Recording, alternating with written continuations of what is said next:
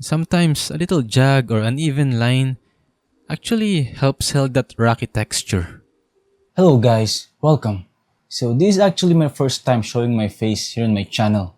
I've always just stayed behind the camera, but I thought it'd be nice to connect with you a little more this time. And yeah, I'm kinda new to this whole talking on camera thing, so go easy on me. So yeah, I'm John Correa, and I'm the one who's been behind all the paintings here over the years. And in today's video, I'll be showing you how to paint this desert landscape, focusing on how to create that soft atmospheric perspective, from the hazy rocks in the distance to the more defined ones up close. And in case you want to dive deeper and access the full-length tutorial with all the steps, it's available on my Patreon, links down below. But today, I'll be guiding you through the key parts and share some of the techniques I use to build it up. So let's get into it. Alright, so for the brushes we're using today, I've got the number 6 flat brush here, mostly for the broad strokes, especially in the sky area. Then we have number 2 and number 0 angle brush, perfect for sharper edges. And double 0 small round brush, perfect for those small details, especially when we get into the highlights on the rocks. So let's start using the number 6 flat brush, and we're gonna paint the sky here.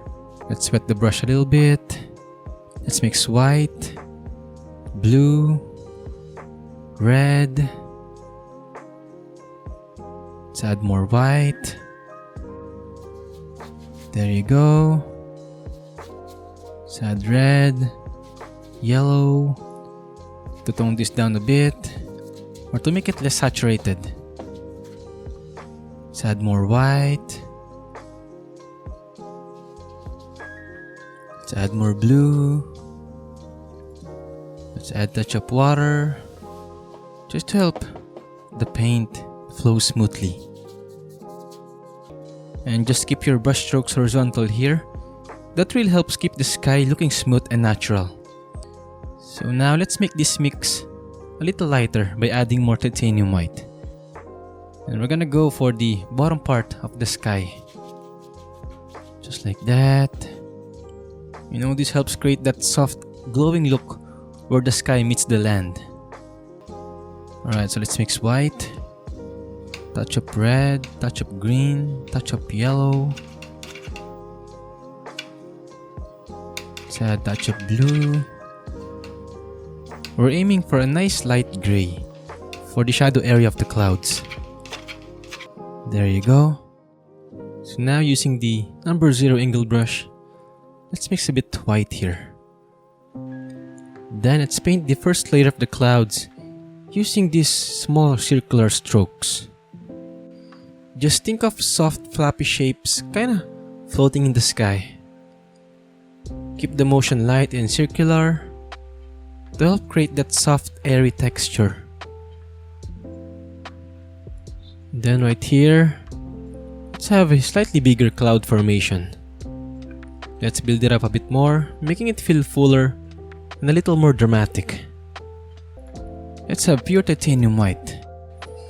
And let's start layering the highlights, focusing mostly on the top part of the clouds, since that's where the sunlight is hitting.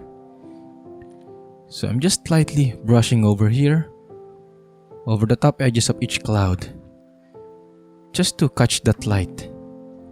And if the pure white is looking a bit too strong in some areas, we can mix in some of this light gray. You know, feel free to mix in a little of that light gray we used earlier. We don't have to use pure white everywhere. Varying the lightness of the highlights is key to making the clouds look more natural and layered. Alright, now the clouds are done. So let's move on to the distant desert rocks positioned right here. So let's mix the first layer. Let's have this light gray, blue, red. Let's add a bit yellow, more blue, red. So for this mid-tone or the shadow layer, we want it to bring that bluish atmospheric effect. So yeah, we want this to have that bluish tone, kinda toned down blue. Just enough to give that feeling of depth and distance. Let's Let's add a bit more red.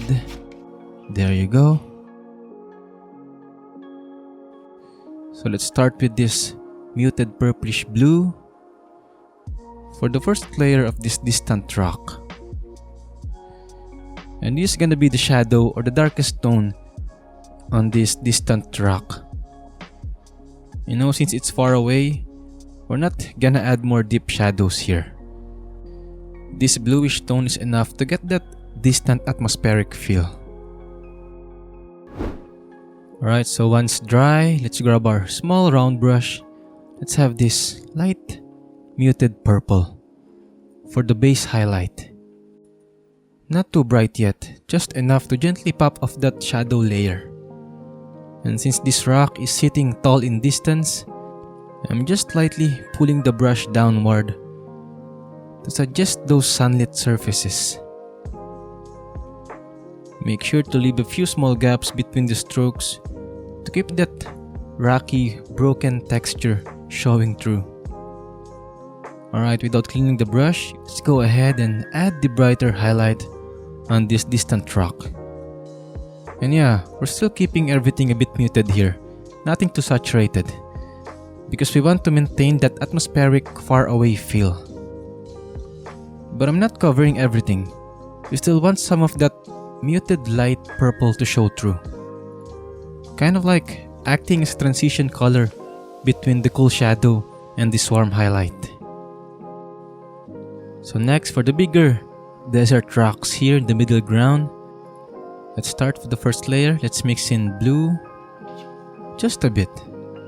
Let's have red, yellow, white. So we're aiming for vibrant brown here, almost orange. Let's have more red. Let's have more red, more yellow. There you go.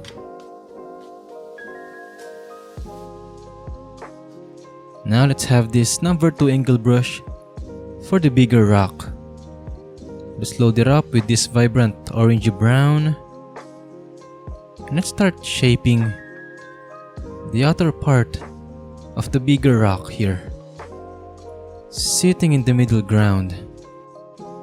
Alright, now compared to the distant one, since it's closer to us, to the viewer's eye, we will see more detail like those jagged broken edges and the chunkier, more rugged surfaces. The outer silhouette shouldn't be too smooth.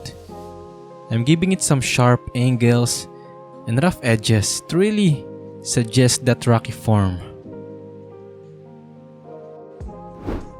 Then, using this small 00 round brush, let's start painting the highlights here. Let's have this light orange, and let's start here at the top of this rock.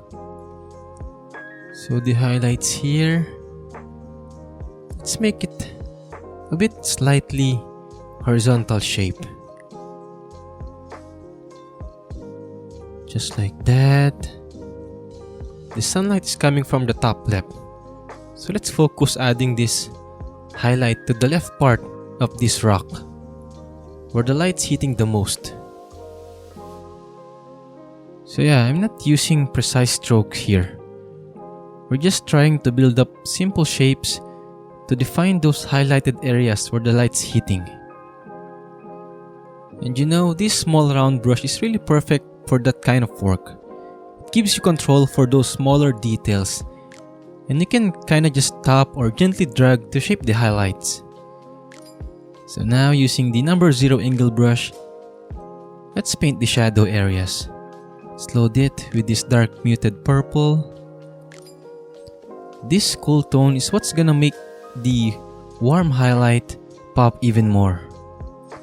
Try to be a little loose and natural with it, and don't cover everything completely.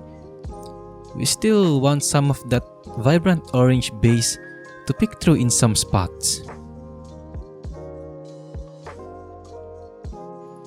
So now, we'll start working in those deeper shadows, especially in between the cracks and in those tight corners of the rock formation. You know, this part's what really starts to define the form.